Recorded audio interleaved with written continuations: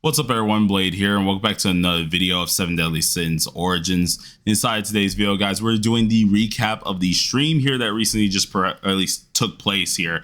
And man, oh man, there was a lot of things that we actually have to go over, tons of cool stuff.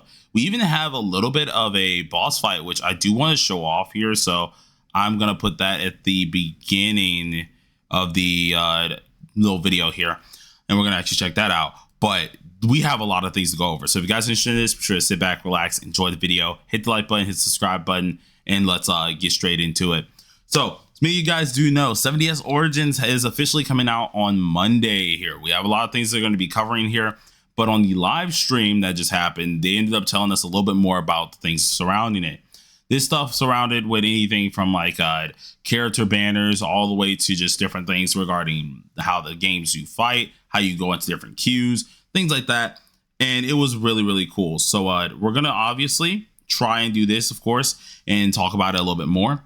Luckily for us, we do have 7DS Origin News. If you guys have not followed this page, be sure to go ahead and do so. This is ran by BeatsPH as well as Official Calebert. So if you haven't checked out them too, be sure to check out their YouTube channels. But going ahead and taking a look here, we have our first promotional code, which I will be making into a short very soon here, being Welcome Origin. Now with this, of course, we do have a few different things that we can get here. We got some coins. We obviously got some EXP materials. We got some things that's going to help out us when it does come down to the growth system, which is really cool. A lot of things that are really going to be nice. And this is going to be redeemable both on PS5 as well as Steam. I'm unsure about the mobile variant here, but we are going to be doing our best to try and figure that out as well.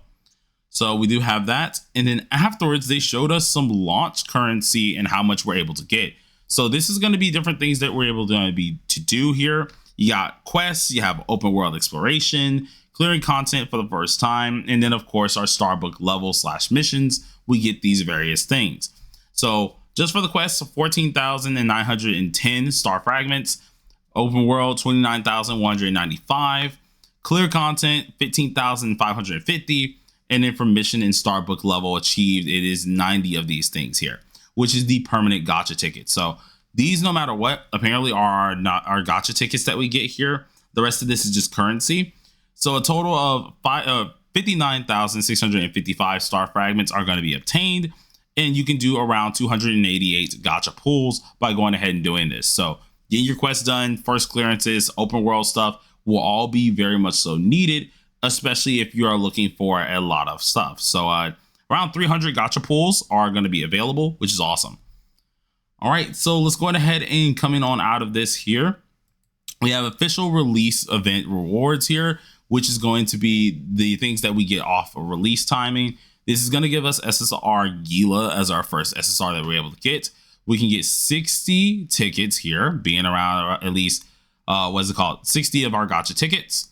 We then have a pickup character gacha ticket, which I'm guessing is the limited banner, where we get one multi for that. So we have 6 multis and then 1 multi there.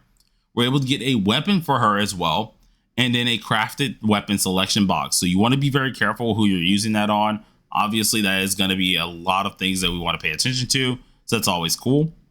Then we have a lonely wild bear being a pet that we're able to have, which is always great. Probably going to have their own little perks with it.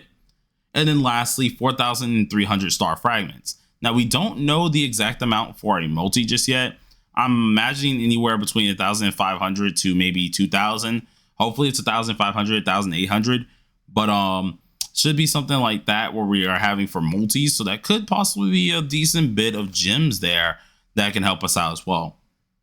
If we go ahead and keep on looking down the post here, we got some more information on the pity. So 7DS pity, I did not know about at first here how it exactly worked. We now are going to be able to know that this is going to be intersecting timelines with Grand Cross here, and that Meliodas is going to be our first pickup. Well, how this does work is when an SSR character does appear, there's a 50% chance that is going to be the featured unit. Well, at the 80th pull on the gacha pool here, you are guaranteed to an SSR character. So if you didn't get the featured character, you will be guaranteed one at the next guarantee pull. So on the off chance, right, I didn't get the featured character at the 80. The next time I hit 80, it will, of course, give me that character. But for the first time only, which is only going to be on the first banner here, If you didn't get it within the 80, well, the first time at 120 pulls, automatically accumulated 120 pulls, you will automatically get the featured character. So no matter what, 120 guaranteed, awesome. It's better because then at that point in time, we don't have to wait too much, and it is going to be a one-time thing. So I mean, like, when it does come down to the 120, you're probably only going to have that every new character or just once for that character, which makes it easier to get the unit. But then pulling dupes are going to also end up being the thing that you have to go through, which is most likely going to go through both 80 pities. So do keep that in mind. After that, we do have, of course, some menu. New looks at the menus themselves, which is always cool. Nothing too crazy here. I think this was kind of the menu we expected to see here. Just some regular things. We'll talk about some of these logos later down the line if I can find out what some of them mean. And then we have all the character. So we do have, of course, a whole roster here. Launch will have one new character being added to the roster. We already do know that one character most likely is going to be Meliodas. And so we already know. So Meliodas is going to be our first character. The rest of these are all SR and SSR characters. Pretty darn cool, pretty simple, nothing too crazy here. After that, the rest of this is just as it goes. So we have a lot of things going around with that information here, but they also ended up talking a little bit more on some of the bosses. There will be a boss that's going to be available here that we do have a little bit of time to kill. And this is going to be a certain amount of people. If you do clear it, you do get some special rewards here. I think it was a coupon they said. And obviously, this boss is freaking cool. I'll probably do a video breaking down the whole fight, or at least going over the entire fight, because it is a lot of things that was just kind of meshed into one area. And man, it's already cool. You can see all the people. You get your 4 characters. You have your own separate purse bar, which is a cool thing to see. The movement seems very nice. You can actually get out of moves at least a lot better here and not be locked in. But the fight itself does seem like it has a lot of AoE movement. It has a lot of things that's going to be in your face. So you and your buddies, when it does get harder, are going to have to dodge a little bit more, which is pretty darn cool at least. As they were going through this, you can see that it did take down the boss a little bit longer. Around, I want to say the highest number I think I saw was maybe 22k, and that came from Deanne. So Deanne is a very hard heavy hitter here. But it did require them to set up for quite some time. And then I think Meliodas at the end of the fight did like some crazy damage due to the break bar and stuff. But or due to the burst bar that he had. But it is a lot of cool stuff because you can still have your 4 friends with you and have your 4 characters, which is always great. I think raids themselves are either 4 or 5 units or 4 or 5 characters. So I mean, like, you guys will all have your separate parties while still being able to fight together, which is always a cool thing to see as well.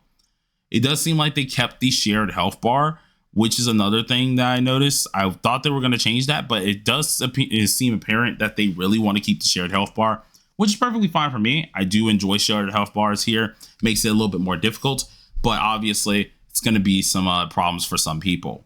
If we go ahead and go to the end, you guys can see what ended up happening here, in which I want to really see exactly what Meliodas hit in his ult, because Meliodas hit the craziest ult on this boss, which did a lot of damage here.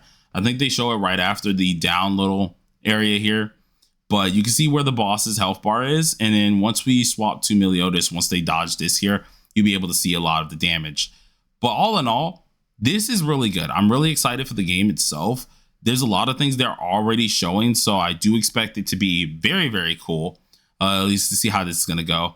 But he's going to go ahead and do a couple hits here. Meliodas did a little bit of a damage string here, and if we're right, we should see it right here where he does the huge amount of damage. So obviously got them chopping on down here, got the actual move. Now once he does the smackdown, it's going to dodge this real quick. But once he does the smackdown, which is the ult with the axe here, which hopefully we see it, boom, he does a decent bit of damage, and it does seem like it had a little bit of DOT on that. So pretty darn cool. I'm excited. This was a huge freaking stream. Nothing else was really shown too much. Like we saw some small stuff with environments, but it wasn't anything too crazy. The game itself looks very nice. It looks insanely good, but I gotta break down everything that you guys see. They obviously went over some like lobby stuff, went over some regular old like basic stuff here, but nothing too crazy. I think majority of the crazy stuff was on the Twitter that we ended up looking at. So once again, if you want to see what's on the Twitter itself, be sure to follow the Twitter account and check it out as well. But for now, I'm gonna close on out. Thank you guys for watching, and peace on out.